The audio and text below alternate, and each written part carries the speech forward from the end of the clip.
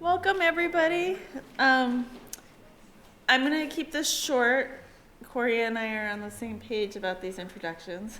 But I wanted to thank the Department of Visual Art for supporting this, as well as Wendy's honors class that pitched in and helped bring Kori to us today. So we're here I'm welcoming Kori Newkirk, who was born in the Bronx, lives in LA, has shown all sorts of places, and it's we're not going to do the whole list, but I had the pleasure of meeting Kori this summer at a residency at the Oxbow, and I thought he would be really great to talk to students. I was really excited to bring him here. So please welcome Kori Newkirk. Am I on? You can hear me? Great. Hi, everybody. What? No. I think we got that together. Good. So thanks for coming out tonight to hear me share with you a little bit about what it is that I do. Thank you to the university for bringing me out here. It's so great. I have actually always been curious as to what goes on over here, so now I get to see it, and it was great. I had some great meetings today, so thank all of you today who opened up your studios to me. That I really appreciate that. I got to see some really great work and got to steal some really great ideas too, which is always a great benefit to me. What I would like to say before I get into this, if you have any questions while I'm going through this, please feel free to just raise your hand or shout out the sort of question so that we can address it right then, like if it pertains to anything that we see. As I briefly mentioned earlier, I'm not so great with the sort of wanting to talk about the second thing when we are 60 images past that. So really just stop me, just go, hey, Kori, hey, you up there, let's talk about this. I have a question. And we will address it and go on. I will have to repeat it so it can be heard, but we can do that. And we will also probably have questions at the end too. But all right, I'm gonna just jump into this. I'm gonna give you this really great overview of everything practically up until now, because I think that this is a great occasion to do that. We're not gonna even talk about this. So, but just a preparation. So, I was trained as a painter many, many years ago, and I started off trying to figure out how to paint. And so this is one of those paintings from many, many years ago. I can tell you that this is probably 1992 or 93. We are going that far back. Yeah, I know. It's a long time, probably before some of you might have even been born. So at this time in my life, I was really trying to make what I thought were conceptual, postmodern paintings, whatever that means. This is a depiction of a traffic cone like that they have in Europe, England specifically, with these stripes going down the painting. The painting leans up against the wall. It is all encaustic inlaid.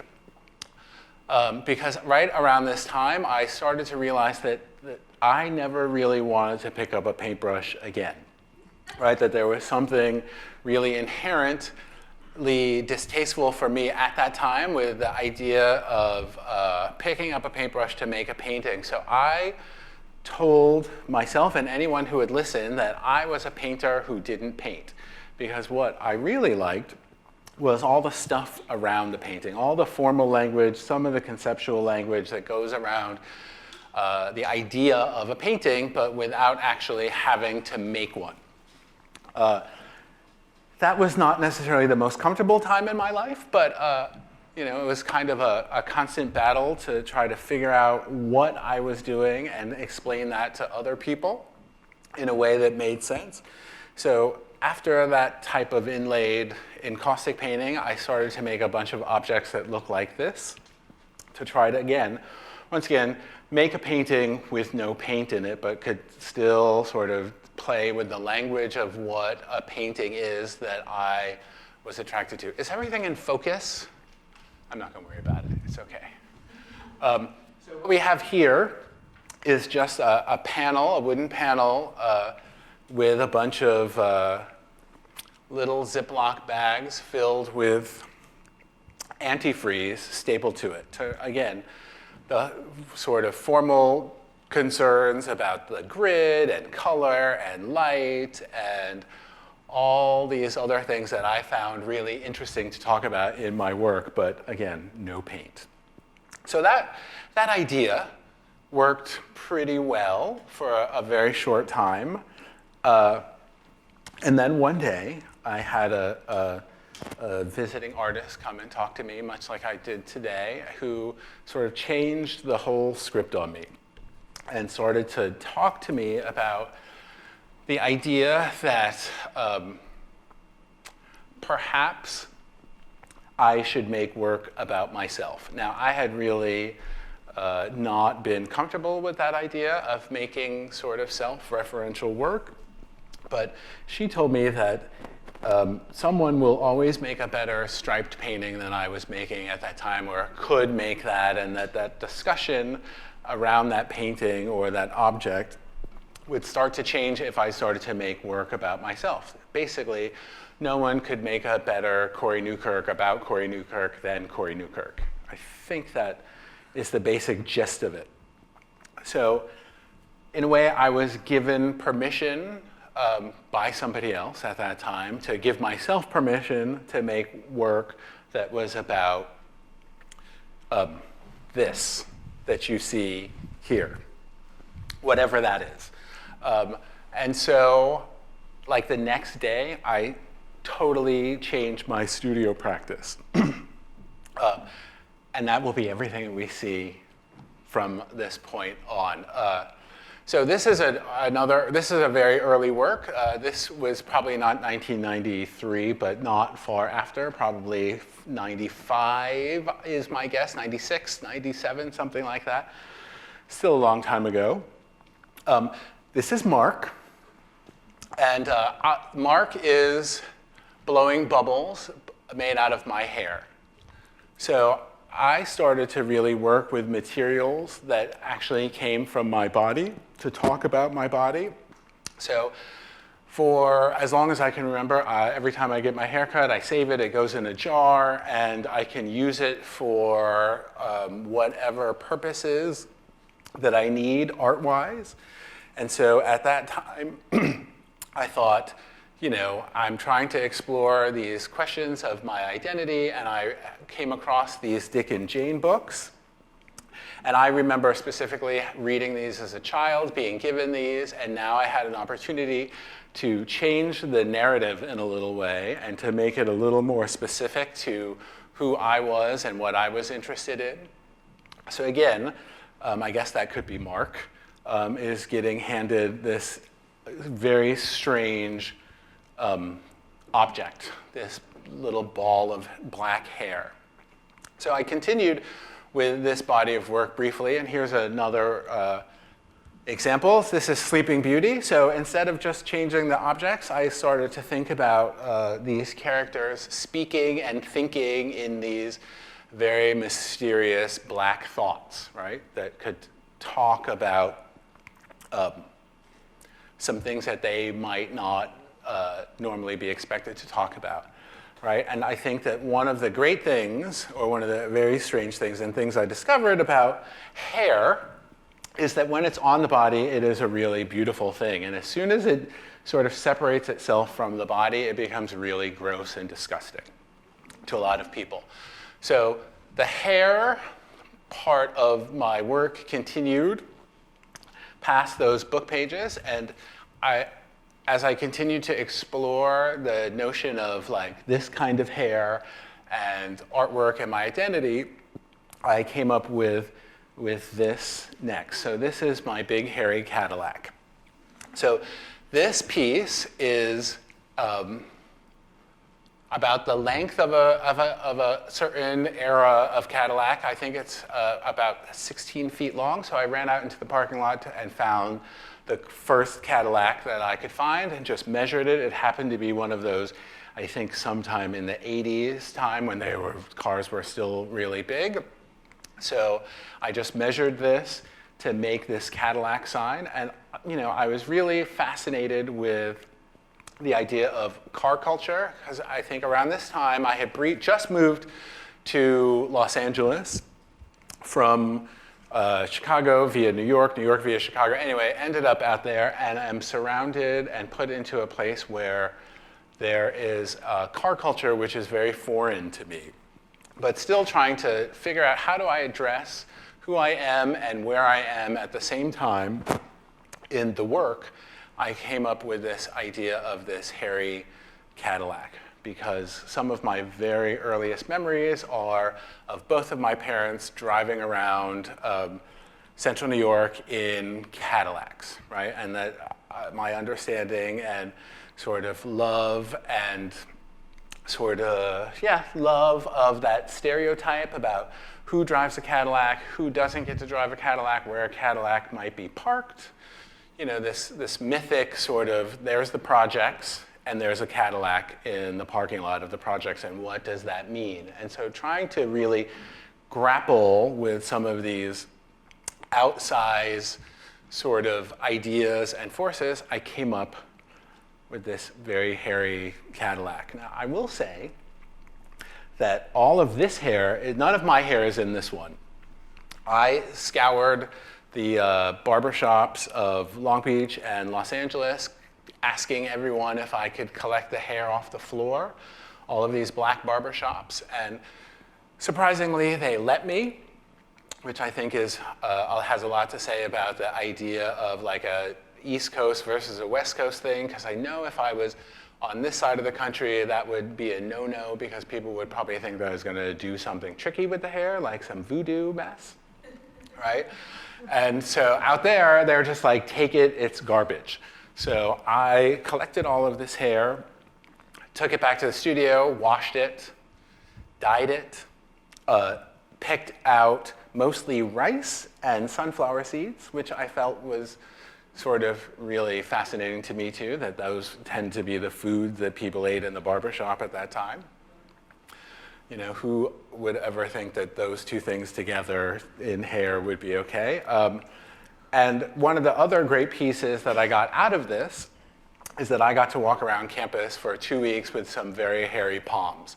So, I know that at least the men in the audience sort of understand that sort of what that means to sort of walk around with hairy palms. Again, this idea of how do you play with history? How do you play with stereotype? How do you play with these things that happen and sort of make work out of it? And I'm sorry that I do not have pictures of my hairy palms, but I think you can use your imagination to picture that.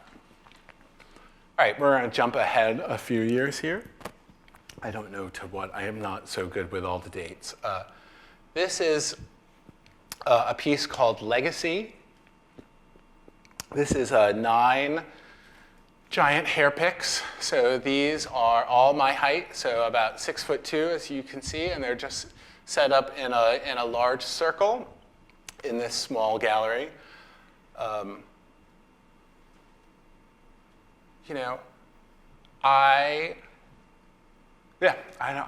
don't know quite what to say so much about this anymore.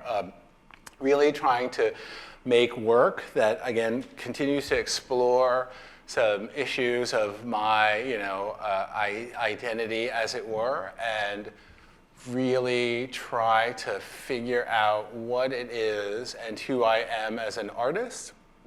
So this is probably the first real big attempt at sort of doing that, but doing it from a place of self-love, right? And because I think that that's kind of important in regards to making work in that way, that it's really about trying to come to grips with that I sort of am really into this thing that I am, and how do I translate that again into some work that still speaks about that, but can speak about a lot of other things. So I always imagine this as this giant crown, but in looking at it and making it and remembering it, I also think that this is incredibly menacing in a lot of ways at the same time. That the energy from being inside of that, even though you're not really allowed inside of it, but when I was inside of it, the energy was totally different from being on the outside of it. When it became more of a container or cage or cell, the feeling turned into something else, and I really like that the work could operate on both levels or in both ways at the same time, at least for me. And I was also into the whole anthropomorphic thing, like these look like broad-shouldered men with afros forming this circle, whether to impede or protect, to block, to embrace, all of those things hopefully at the same time. I'm not going to talk about this. Yeah, I'm not going to talk about that. So this is a painting. So even though I said I really didn't want to paint, a few years after that, there were times when in my life, sometimes when a painting has to occur, even though I fight and fight and fight and fight against it. Here is one of those examples where I lose the battle. So after I finished all my education, I began to teach in South Central Los Angeles, teach high school to a bunch of students who were drastically different from myself. And sometime during one of the many assignments or the conversations that we would have, we would talk about where people saw themselves just in society and in the news, and how ideas of representation were being understood or transmitted to the youth of that time. And we really talked about where these students saw themselves. Now, I love the television show Cops, right? I have been watching that since I think it came out, and it's been over 25 years now. I love that show, and so at this time I was still watching that show, and that conversation came up often. So I was always watching Cops and this other television show at the time called LAPD, Life on the Beat, right? Which was basically the same thing, but more concentrated in Los Angeles. And in both of these television shows, the idea of who the suspect was depicted in different ways. So I really responded to the notion of how these innocent people, presumed innocent people, are depicted in television. And on one of them, they were depicted digitally, like the prior image, right? Their identity as an individual was obscured through that very digital way, in that way, with the grid, the cubes. The pixelation, right, that's the word I'm looking for, thank you. Through that kind of pixelation, and on the other show, it was just this digital blur. So I took, I just inserted myself into both of those positions, right? So this is one of them. So I think this is either Channel 9 or Channel 11, because those are the channels that both of those shows were on. One is Channel 9, one is Channel 11. And in this one, my identity as Kori is obscured so that I can hopefully just be a representation of these people and of the people that might be on the show. So it's really not about me, it's more about the collective black body. So I go, same thing here, right? This will never sort of come together, but that is a portrait of me just pixelated in the same uniform that I tend to always wear, which tends to be a blue shirt and a white t-shirt underneath. See, things just never change. except for this one. So this is also really trying to refer to other things that were going on around me at that time. I think it was the end of the notion of gang culture. So these are coded in some way, right? The sort of blue shirt and the red shirt, and how that conversation was still really present around in my everyday life. This is me outside of my building where I have lived ever since. So it no longer looks like this. Behind that roll-up door is now a gallery. So the whole neighborhood has gentrified around me. No more of that graffiti and stuff. Continuation. So I think I have a few little self-portraits which speak hopefully to that same idea about it's really not about me as an individual that I'm so interested in, but more about what I can represent and how these images can represent something much larger than myself. It's another one. This is a box kite made using my image that is meant to fly and shift, and as the kite would turn through the sky, or the viewer would turn, the image will come together or break apart time and time again, depending on the location of the kite and the viewer. I just thought that was interesting, so I wanted to include that. I'm also not going to talk about this. All right, so this, now we are on to much later. So growing up, I would often get told by my father to put a hat on because you're not Nordic, so you don't go outside like that with those shoes on. You better put a hat on. And so this idea of not being Nordic, which was not a surprise to me, but that I should protect myself in a certain way from the elements, led to a large body of work where I'm just going to show, I'm going to just show this piece, which is, these are neon icicles, because as I'm sure you know here, that in the winter, those things are incredibly dangerous, fall off a corner, and tend to wipe people out, right? Because they grow humongous. So I made a body of work about the two white things that could kill me, which is great white sharks and snow and icicles, using my father's voice about putting things, dressing appropriately. And so I really tried to take something that I would think about as being warm and hot and make it depict something that would be really cold and icy and yet dangerous. And these icicles just hang from the ceiling. I wish they could be like that size that I see there, but sadly they are not. I think this also speaks to my love of light and line and some sort of formal considerations that have been in my practice forever that I might not be able to identify until I am up here in these situations. Let's see what's next. Okay, we're just going to good stuff, huh? All right, so I really thought that there were going to be more about some other things in there, but this is a perfect place to go because people have been asking about this all day today.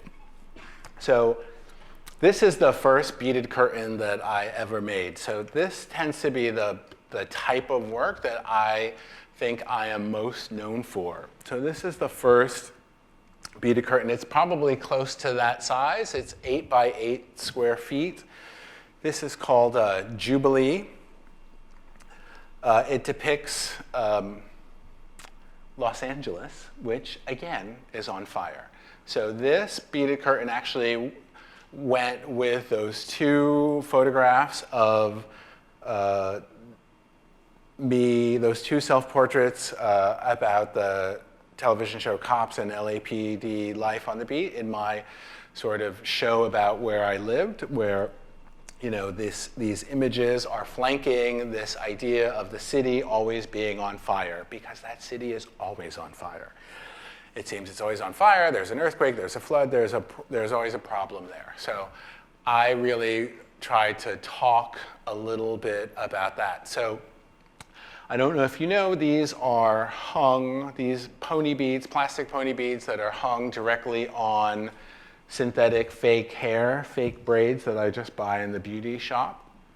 I was somewhere prior to this being made and the idea and reading about Venus Williams going all the way to the first time she was in the US Open, going from being unseeded to the finals, and she had braids and beads in her hair, and all these articles that I was reading because I was in a place with no television were talking about all these other players being afraid that the beads were going to fall out of her hair and roll across the court while they're playing, and they were going to break their ankles. And I thought, well, how precious are you? And that was really, really strange to think about that. But then I started to also think about Stevie Wonder in the 70s and the 80s, because I think he still has beads and braids in his hair. And I thought about people that I went to school with that always had beads and braids in their hair, and my desire to always have beads and braids, because when you're a little boy, well, I think even now this is coming back. So, you know, men can actually do that, and I never got it. I never was able to convince anybody that I should do that. But I do distinctly, and also like the beaded curtains that hung in my relatives' houses that I would see. So immediately I imagined this, the back of someone's head using braids and beads, but depicting a picture as compared to just a collection of beads. And so that led me to this body of work, or all this work about the beads and the braids. So this is a very early curtain, probably from the second, or this is probably the third, fourth, or fifth one that was ever made, when I started to move away from the pop depiction that is occurring here, right? Because I think this is kind of more of a pop moment, to really trying to understand, what am I trying to make here?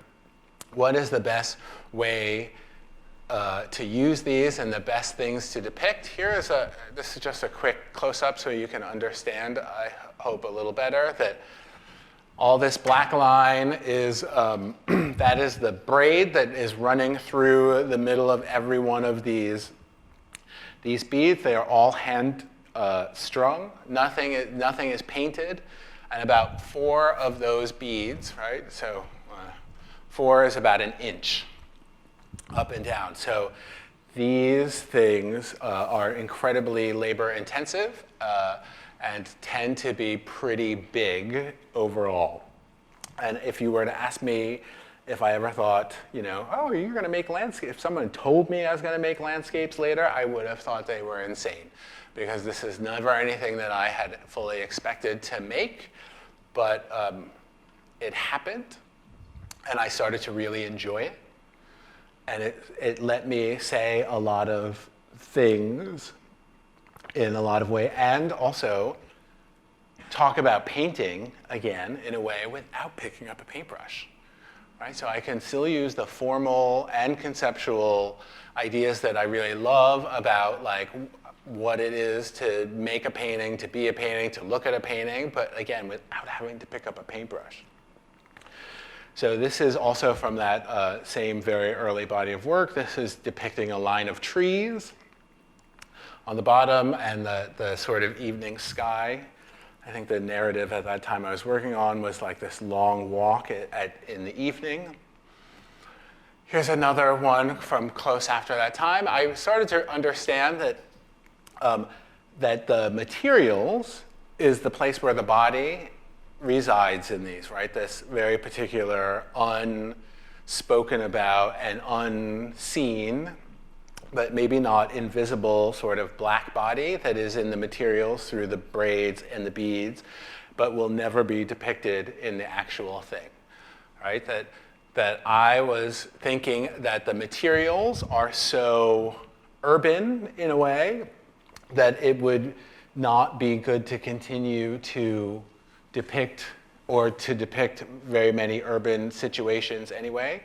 And plus, the reality of my situation is that this is what I know the best, right? I grew up in the middle of New York State, where it kind of looks like this. And so I realized that it would probably be best to do what I know in this, to talk about the idea of these spaces which one might not think of as having issues about race and kind of racialize them, perhaps. Here is another sort. So I started to do and concentrate on the rural, the suburban, and the exurban, which is that space between both of those, and closer to when it starts to be the city and suburban before it gets to be the country part. I realized that is what seems to be the most interesting to me and is my understanding of space. And sometimes there's other things that get thrown in, like this very modernist house, which does not necessarily occur in all of those spaces. So here's a giant playground. I think this is called Hutch. It is probably 7 feet across. Again, I'm just going to flip through because there's a lot of these to share with you. I don't remember the title, LK37 something. I will say that there are a lot of rules that I made up about how the imagery gets chosen and how it is depicted. This is one of the rare sort of urban moments, or more urban moments, this sort of bridge going through a city. Sometimes they verge on something a little more abstract, just to see if I can do it. A lot of times I would give myself almost assignments, like I was talking to a few of you today about sometimes, maybe you need an assignment to figure out how to do this, or to make the thing be a little more exciting, to give yourself a challenge.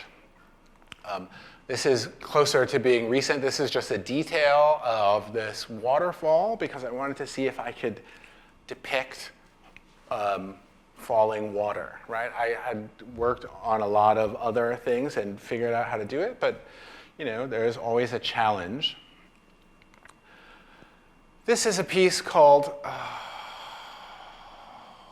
my goodness, I can't believe I can't. I don't even remember. It'll come back to me.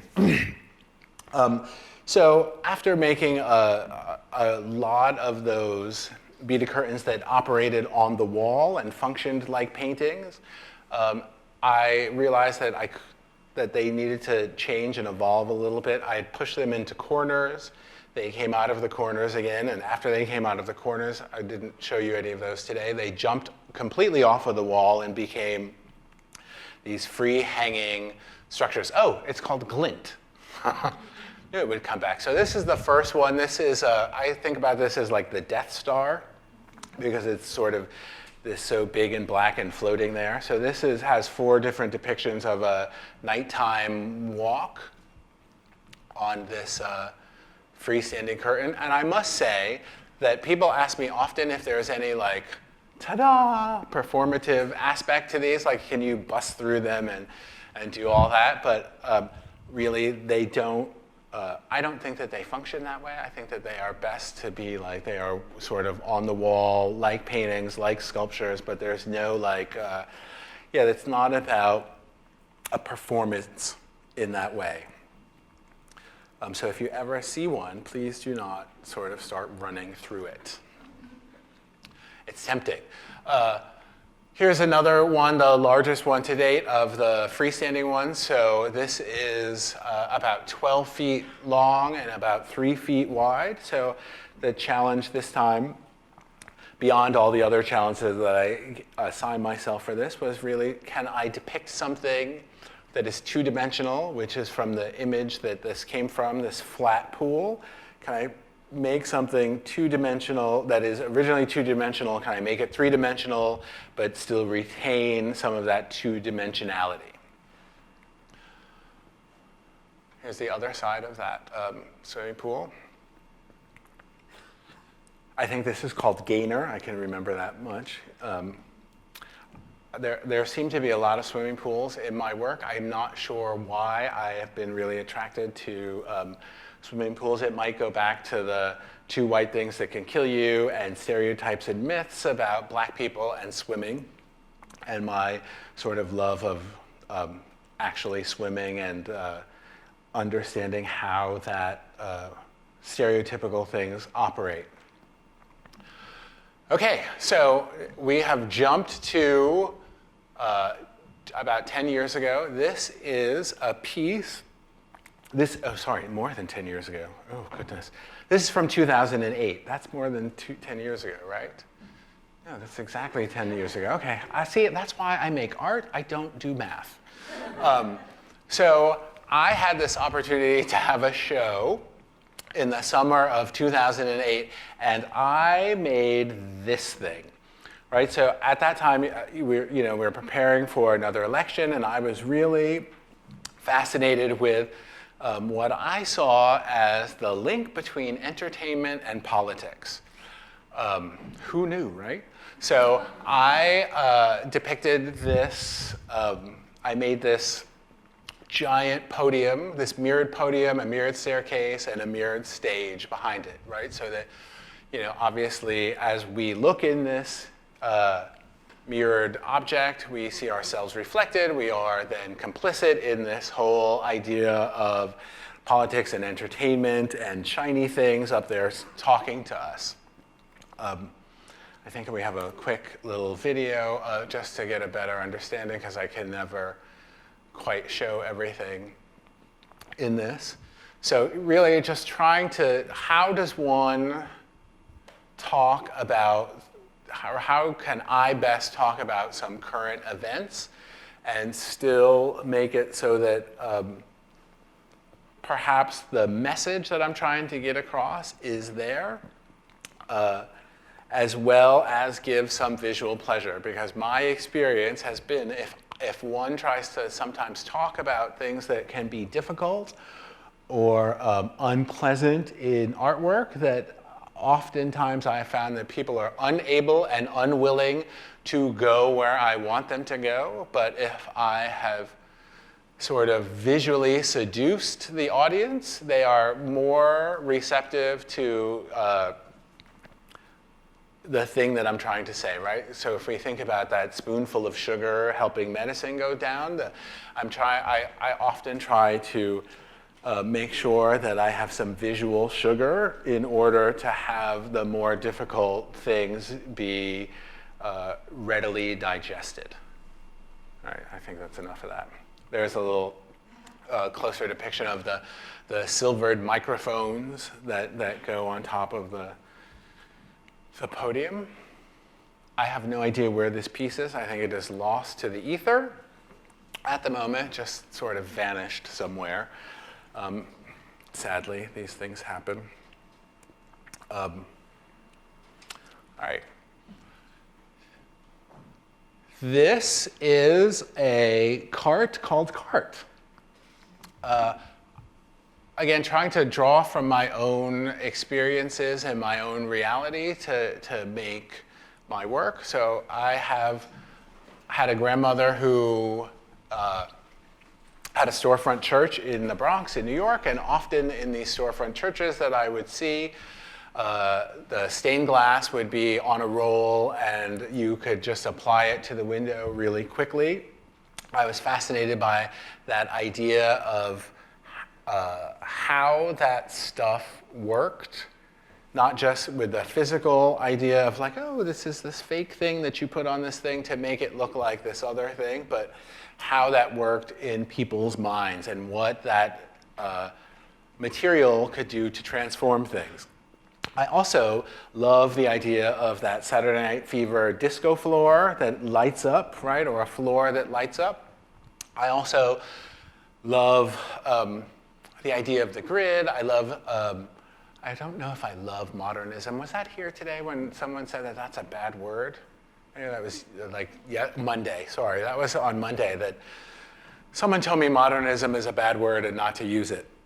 But I don't agree with that. So I'm trying to conflate all of these things, and my other grandmother uses these carts to transport stuff around, and I just thought, I'm gonna bring all of these things together to really speak about place and people, and I guess kind of racialize this, but maybe not so directly, but to try to make something a little strange and odd at the same time. I did put some lights in this at one point that like shot around, but then it really turned into something ridiculous as compared to something a little less ridiculous. What I love about seeing these carts at the moment, though, is where I live, people cook in them, right? They have become not things that you can cart your groceries or laundry around in, but they become fully functioning public ovens and stoves where you can buy food off of, easily transportable and easy to run away from when the police come because you're not supposed to be serving food that way. This is a piece called Helix, so this comes after, I think right after that. So I was at a point where I really felt that it was time to change things up a little bit. And I was less interested in that suburban, rural, and exurban experience and really wanted to talk about the other side of my reality, which is something that is very, very urban. And so this is a full-size rendering depiction of 2 levels of a fire escape made out of clear acrylic. So this thing just sort of hangs there. Neither of the landings have bottoms or a floor, but this thing just sort of hangs there. And there I am for a little scale with the man who helped make it. So I think it's sometimes good to have a scale rendering to see that this thing is actually pretty big. So that was my first attempt, maybe after that shopping cart, to really try to expand what I'm making and what I'm talking about and how I get to play with materials, where they get to go. This is my first and only ever attempt at some public art and a bike rack. Right now we get to something, we're getting closer and closer to where we are now. Just strange things. I like circles, so I tend to want to put circles in everything these days. I don't know how this thing has ever been used. I have a few pictures of people actually putting their bikes on it, but I have been told that it is far more popular with the skateboarders than with the bike riders over there in wherever this is. Here I am. Here is a piece. Now we're in like 2010, so super recent. This is for a project where artists were given billboards. Had no idea where the billboard would end up. Just asked to make a picture for the billboard, and I had all these other plans, but then at the absolute last minute, someone came into the studio and said, you know, I said, I'm thinking about this thing, but these other things that are sitting around here have, they're calling to me, and immediately I changed my mind and put this picture up. So what this is it's an image of me with a snowball in my mouth. So I just, took a snowball at some point and just shoved it in my mouth and started to take all these sort of self-portraits, not understanding why or what for. And I can tell you that those pictures have sat around my studio for 10 years before they got used for this. But that happens a lot, I think, in my practice, where things show up and they have to sit around until there is a reason for them to leave the studio. And this was one of them. So what I find most fascinating about this is the reception towards this, right? There's this giant picture of me with this snowball in my mouth, stuck right there in the middle of the city next to all these palm trees. But, some people really sort of thought that I was having a conversation about slavery, and that was a giant cotton ball in my mouth, which really was shocking and surprising, since those are not issues that I have ever been interested in addressing. But I think as soon as you see a black man in this sort of situation, it's in the sort of lazy, in my mind, way is to immediately go towards that kind of conversation instead of actually trying to figure out what this is. I mean, I think this is still a really strange image because it is potentially suggestive of a lot of things, but it's at the same time, it's not necessarily. But I'm not going to go too much further on it. But I will say that what I like about this is that the day that it went up here, within 2 hours, it got tagged. So you can see that is someone came up, got up there and tagged it, but at least they were really respectful of the image, and so I feel that it's a collaboration. I don't know who this man is with his "What Speaks to You" sign. I happened to just find this on the internet at some point, but I like to show this because I think that, to me, it's sometimes really rare to think about how your work is received in a larger sense, because once you make something and put it out in the world, you lose complete control over it, and you never really have an idea of what people think.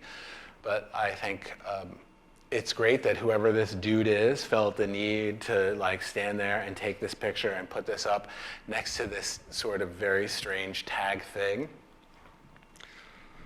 Were any of the other billboards tagged? The question was, were any of the other billboards tagged? Not that I know of. I don't know. I don't think so. Because I remember seeing some of them, and it was a group of them. Right, it was all over the city, and I don't think that a lot of them got tagged. From my understanding and memory, this was perhaps one of the first ones that went up, but the other ones went up much higher or on better protected billboards. So this one has that building right there, so I think you can just get up there really easy and get up there and do that. And all the other ones were on those really nice billboards with just one pole, and you couldn't get up there and do that. So yeah, I still think it's really great that happened. Tagged around you. Right, that he tagged around me as compared to right over it. So that's why I consider it more of a collaboration than anything else. Whoever that is, I wish we could work together again. How are we for time? Okay.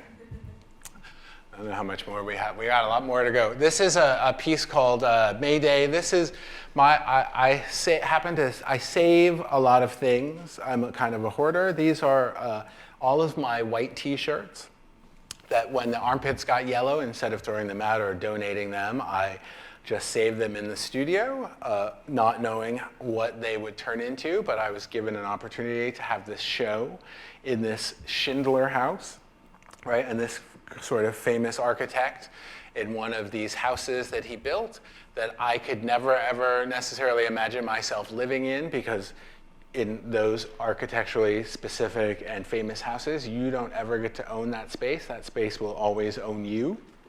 And so I kind of tried to imagine what it would be like to live in that house, and really who cleans that house, who would clean that house, and what goes on in there. So I used these yellow armpit stained T-shirts, and I figured out a way to tie-dye them using dirt, using the particulate and the stuff that's on the floor. So I'll show that. So this giant oculus I sort of shaped.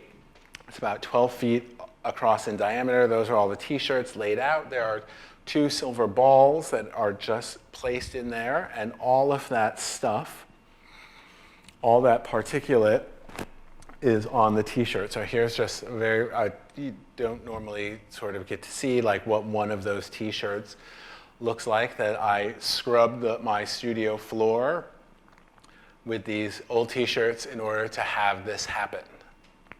With the dirt that I breathe every day, that falls on me, that falls on everything, is now embedded into the cloth on this shirt in this piece.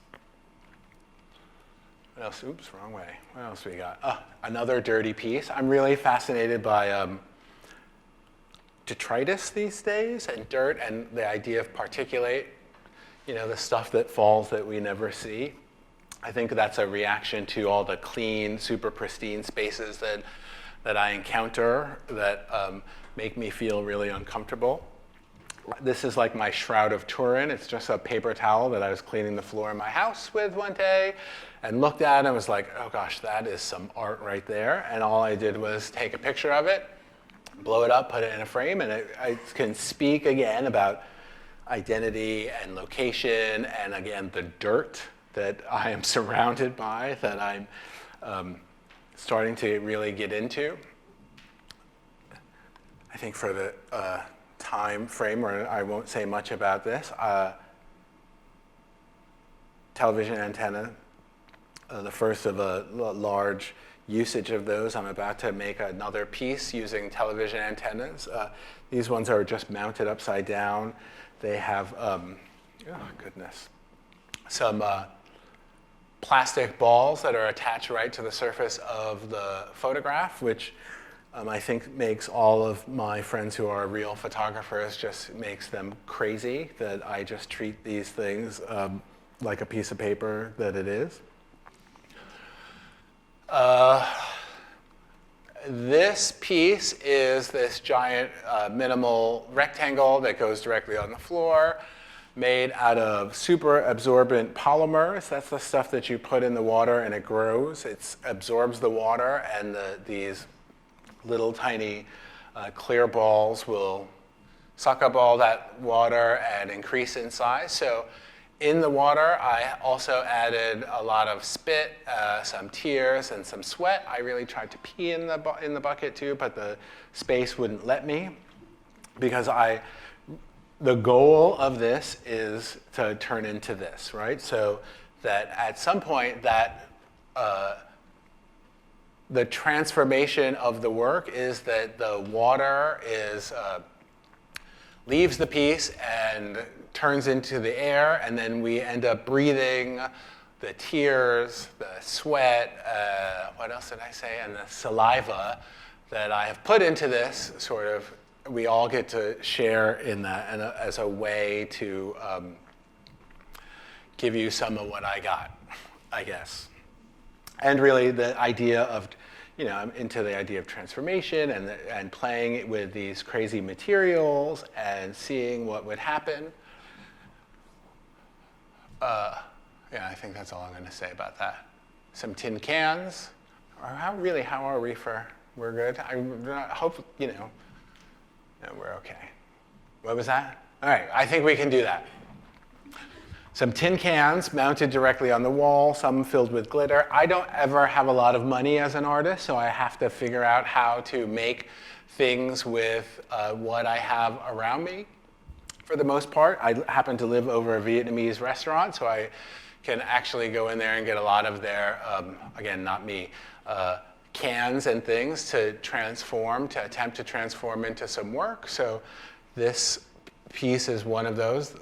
Half of the cans are filled with a particular black glitter that I think resembles the interior of our brains and our heads. Here's another iteration of the tin cans on the wall, this time making, instead of the arch, they just make a giant column, mounted directly to the wall.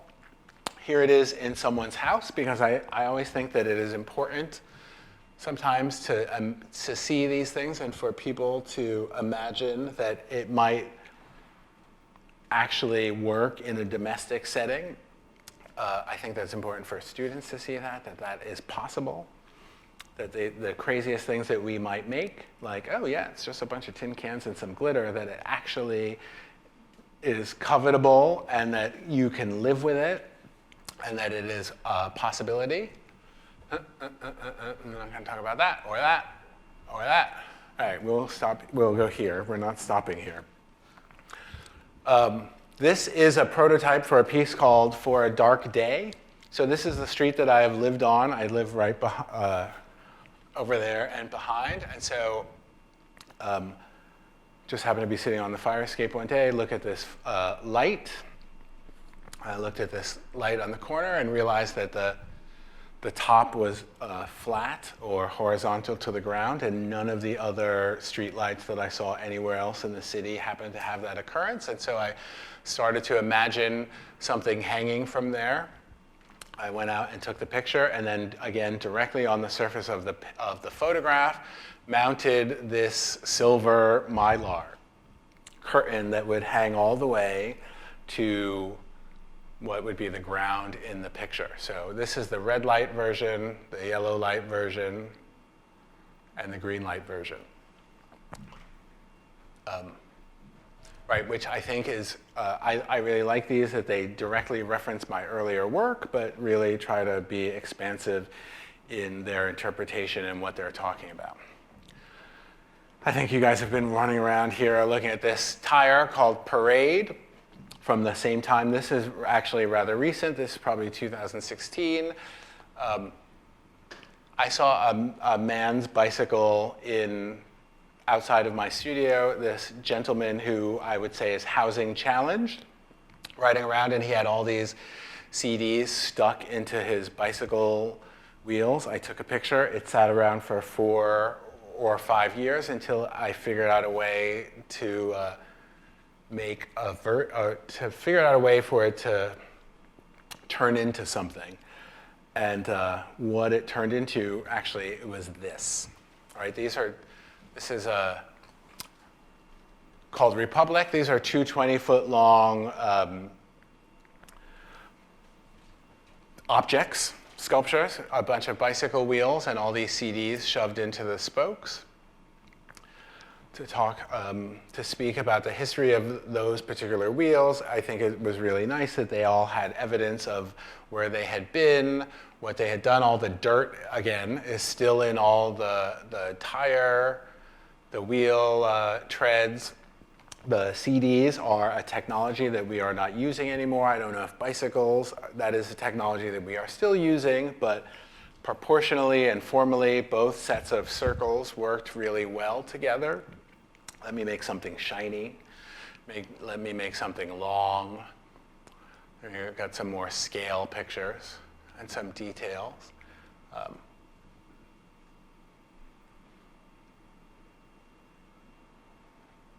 Do I have more? Ooh, that shouldn't show up again. I think we are really good for our 10-minute time frame.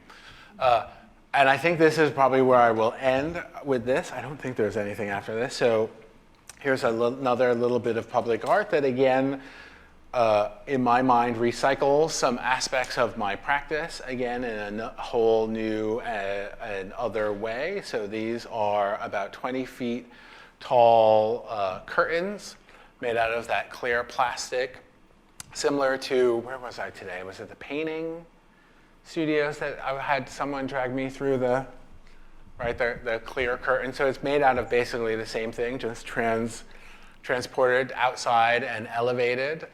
There's 3 of them over this giant outdoor staircase in a park. Right, so there's the 3 of them. Yeah, don't ignore that guy sitting there. But there's 3 of them that go up the stairs to sort of, again, echo the photographic ones and echo the curtains, but try to expand on that language that I was using. I don't know if there's any more. Oh, there are some shots of it in my least favorite season. And I think there might be things after this, but I'm just going to end it right there, right? Because I think that's time. I'm going to end it with black ice cream with sprinkles. I think that's going to be it. So thank you for that, indulging me with all of that. And I guess I am certainly open to questions or concerns some of you might have right now. So is this the new charcoal ice cream? That is the new charcoal ice cream, right? Has that come here yet? I wanted to have here. There was some place that had charcoal smoothies. Oh yeah, no, this was a charcoal smoothie sounds good. This was right down the street from me when it kind of first opened, and I had to have it. but I would say I've had it since then, and the only good flavor is almond, which is what that is. The other flavors are not so good. Very well hidden almond. Right, it's actually really good, and I thought that it needed the rainbow sprinkles too, because it just had to go there. Also, the fascinating thing is, I think the first time that you have this, or particularly this, the charcoal does go through you, which if you're not prepared for, could be rather shocking. Just like, I don't know if any of you had those Peeps Oreos. See, when I see these crazy things in the store, I just have, I feel I can be slightly self-indulgent with them. And so like those Peeps Oreos that they had, that was really scary because the dye really just goes through and it turns almost fluorescent. The same thing. I'm about to embark on a Flaming Hot Cheetos moment with that because I'm fascinated with who eats those, why they eat those, how they're eaten, and what that bag and the eaters of those symbolize.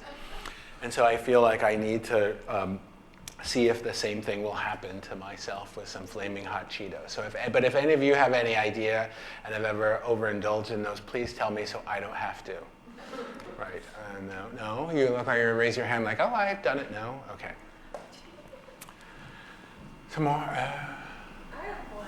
Okay. Which is, we were talking about it on the way, but Nathaniel Kahn was here and talking about his movie, The Price of Everything. Yes. And so I think students were sort of like upset and disturbed by the market-driven.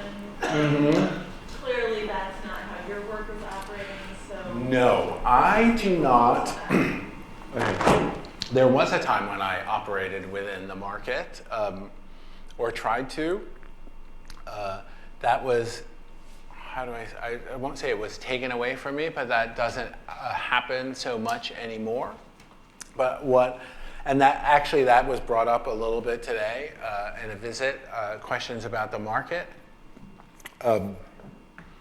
What do you want to know? My sort of reaction to, or my interaction with it?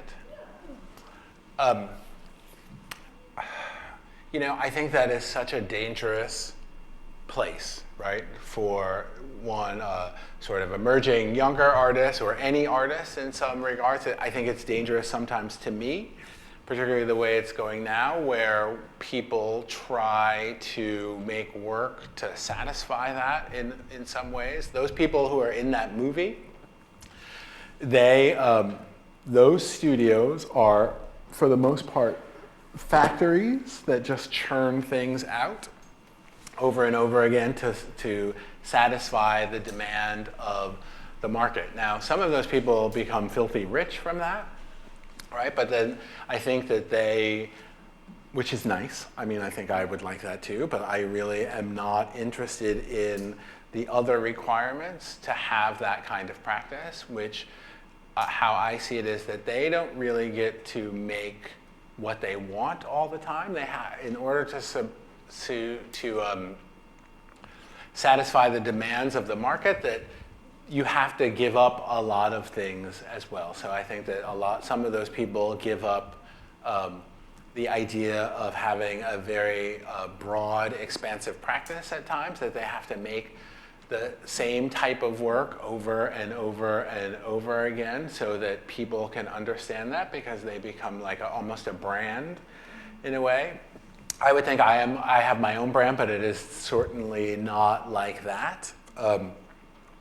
So I think it can be a really dangerous, like I said, dangerous place that does not certainly doesn't let everything in. I think that there are so many options in terms of the future for what we can do, and we don't all have to operate within that art market, that there are many markets in which we can make work and disseminate work and have your work shown. And I think that is a good thing. That just tends to get all the attention. The idea of who those artists are, what their auction prices are, seems to dominate the conversation. But at the end of the day, it's a very small number of people. Just like in that movie, there's not a lot of people who do that. And I think at the top of that sort of pyramid, there's like 5 people who trade 5 other, maybe 10 artists' work, right? They just trade it to each other, and it has no trickle-down effect onto, I think, any of us. So I tend to just ignore that stuff. I think that is, it's fascinating, so I pay a little attention, but I really try not to let myself get too seduced by that, because it would make me crazy, right? Because I am so not part of that, and I don't want to think of my work as a commodity in that way. And I don't make these things in order to have them be almost trinkets in somebody's house so that they can show off to their friends who also have the same thing in their house, right? It becomes this, it really turns into, we all have the same thing. We might just have, I think they talk about that in that movie, right? Well, they all have the same thing, except maybe someone has it in a different color, but it's the same version, and then they just trade it within themselves. And yeah, I am not so interested in that, and at least there are other options, right? It's not so interesting to me. But some of you might end up in there, and all the more power to you. Don't forget us. Yes? So, with your art, I guess, I'm sure, but what's your ideal, audience or purpose or message maybe? What is my ideal audience, purpose, or message? I don't know if I have one of those, and honestly, I would think it changes all the time. If I were to be totally honest, my ideal audience, I think the message changes all the time, as you saw. I would consider myself like a moving target, and not able to be easily identified by one type of thing. So I think that all of those things have their own audiences and different markets and different things that they're talking about. But often I think about the people that I see every day when I ride my bike from my house to my studio, and I have to ride through the neighborhood that is called Skid Row, that is the biggest concentration of homeless people in the country right now. So I ride sort of right through it and around the edges. And so often I think of that location as my classroom, as my laboratory, as my studio, because I scour the ground. I'm always looking at things to try to think about how certain problems are solved, and how I can take that solution to those problems that I see and apply them in the studio some way and turn that back out into some work. And so I often think about the population that I ride my bike past being my ideal audience, which I know it's not, doesn't happen that often, because I don't necessarily place the work in that context, even though I think about it often. What would happen if the work starts to be located in that sort of situation? And would it even be understood in the same way in that context versus a gallery or a museum, which I think tend to be the places where I tend to get the most traction these days. So which again goes back into the market thing. I don't do so many gallery shows that often anymore. But I definitely welcome nonprofit spaces and alternative spaces and institutions where there is really no money. but it lets me sort of make kind of what I want, which I think is far more important. It makes me feel better, right? My mental state is better, but my pocketbook is empty. If that helps. I like that question though. Yes? So I'm very interested in your bicycle wheel sculptures. So even though the CDs are old and used, but they still look kind of clean in the edges, and even when you say that there's dirt in the wheel, when it's put in that public space, it still looks pretty sleek and clean. So I just wonder what's the reflection on that, because for me when I see it, it's still kind of like not worn. Right. Well, I mean, one of the things is we don't have it here to see all those details about the dirt and the thing and the really scratched up, messed up CDs. But that is one of the sad parts of how things get reproduced. But what I mean, are you asking me if I think that that's a problem or? Is it important for you to be aesthetically Yes. pleasing? Yes. Okay. I think aesthetically pleasing is really important to me. I want things that I think look good, right? Even if it is made out of dirt, or talking about something that is difficult. I think that's why I said my understanding of how to get some challenging or difficult issues across is to seduce people through some visual pleasure, to make it aesthetically pleasing, because people will be more willing to go to those places that I might want to drag them if it looks good, right? So it's almost like a bait and switch. So if you think about the things that I showed you earlier, where perhaps the issues I was dealing with might be more front-loaded or more obvious, perhaps, and they start to operate from a different place as we went later through the slides. That is from a little bit of that realization of how can I still talk about some of the same things, but without people just going, I don't want to hear that, right? I used an example. What was the example today? I used this great example, like if I'm standing in your front yard and I'm yelling and screaming at you, what are you going to do, right? You're probably going to lock the door, shut the windows, turn off the lights, and go away, right? But if I sort of knock on the side door and come in a much nicer way, right? Not yelling and screaming, and try to tell you about the same things that I was just in the front yard yelling and screaming at you about, you might be a little more willing to open the door and listen to me, right? And so that does not discount the idea that sometimes you do have to be in the front yard yelling and screaming at these people, right, about something. But in order for what I want to do, I understand that I have to go to the side. And that really, again, does not discount the importance of the front yard or what is happening, and it doesn't dilute the message in any way. It's just figuring out the right strategy to get in the house so that those discussions can happen. Yeah, thank you. I was just listening to a poet, a black poet, talking about how he is afraid to be in the wild. And one time his bicycle was stolen, like his wheel was stolen, and I was holding his own bike frame to go home. Mm-hmm. And the poem is about what runs through his head, that even though he owned that bike, he still looked at like a suspect. Right. And so I felt like I connected to the piece in that way when you talk about the identity and stuff. Mm-hmm. But now I also get a clear idea about the strategy. Thank you. Yes, I will always be the suspect. Perhaps.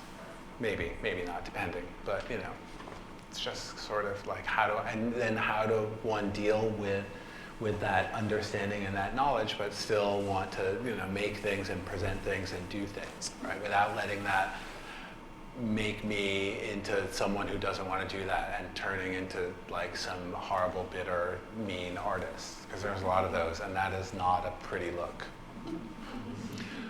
I see another question. Yes? 2 questions. Oh, great. They're very practical. A, how do you tie-dye your t-shirts with dirt? I'll tell you all my secrets. Okay. Sure. Second of all,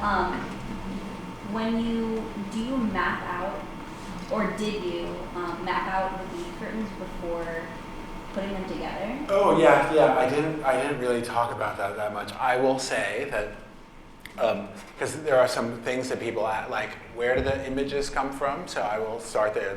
So sometimes I take the images and some of them are appropriated, but I will never tell what is what, whether I took it or whether I found it somewhere. And that goes back into those rules that I was talking about, and also about how the picture depicts whatever it is. It needs to sort of come from the vantage point of my height, so there's no like, I'm flying sort of thing, like over the image. So that is part of I think the important thing about those. But what happens is that when I find the image and determine the size, the image gets run through the computer quickly to make a quick transparency, and then that transparency is projected onto a large piece of paper that is the size of the final iteration of the curtain, and then do a light pencil drawing, kind of what is called like a cartoon, right? Make a cartoon of this, and then on that piece of paper, which is incredibly loose, right? The drawing is super, super loose. The aluminum bar and the blank braids gets hung right on front of that, and then we just sit there and from the bottom start stringing beads. So the image starts to appear from the top and work its way down. So it's all strung from bottom to the top. And that's how the image starts to appear. And then when you take it off, no one will ever see that drawing. And so then we just are left with the image. And that also allows me to change and move things around, because I've, after all these years, figured out that if I need to change one tiny bead at the top, I don't have to necessarily take everything down. There's more sort of hidden things that don't necessarily get told about how those things are constructed. But we can talk later. Thank you. I like those questions. Yes, the lights are coming on. Are there any ways that you wish, I mean, obviously there are going to be, but like besides the more obvious ones, like don't be rude, that sort of thing. Like, are there ways that you wish people in the art world would maybe like act differently or think differently? Which I guess is like a more pointed way of asking if you have advice for us entering like the space. What I would say, without saying too much, is be nice to everybody. Right? That's important, that you will get more from being nice to people than trying to not be nice and think that, and that having an attitude doesn't get you very far. And I would also say to remember that people are always watching, listening, and talking. Right, particularly when you don't think that is happening, I think, because the nature of, I think what I do, and I think what I saw all of you doing today is, we sit alone in our studio often, right? And it can be really, it's kind of a boring, lonely existence at sometimes, right? And, it is really just you and your stuff, right? So you're gonna get out of school, and if you continue in this vein, you will understand even more so that it is you and the stuff. That here, you're really lucky, we're really lucky, because you got people coming in, you got people like me who come in and like actually like, well, like, tell me what you're doing. You have your faculty, you have your peers, and then you walk across, well, not this stage, I'm sure, but you walk across that stage, get your piece of paper, and poof, where are those people? Right? So you're back to the studio, and it's just you doing your thing. And so how do we navigate that? Right? So to remember that, yes, there is something about being bored in the studio, and that is actually kind of important, I think, that, and how you figure out that you still got to make this stuff without the support. But then you got to go out there and you got to be happy and smile and not be mean to people and be open and receptive and understand that, oh gosh, they are looking, they're watching, they're talking, they're listening, all that stuff. And not let yourself go crazy, and understand also that it can take a long time, right? That I always say, if you can do anything else, you should do it, right? Because this is hard. Right? It may look like I'm up here having fun and being all jokey, but I think that this is, not to dissuade any of you, but I think that this is a really hard life.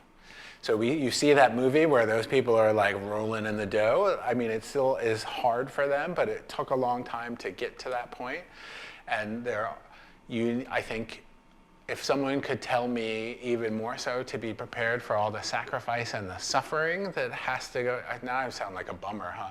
To be prepared for all the sacrifice and the suffering that you don't see, that would be great, because it would be awesome to be just a little more prepared for that. I knew it would probably come, and it's okay, because I get to do what I want, and I get to fulfill my dream of making these things, but there is stuff that goes with that. And again, that's why I would say, if you can do anything else, you should do it.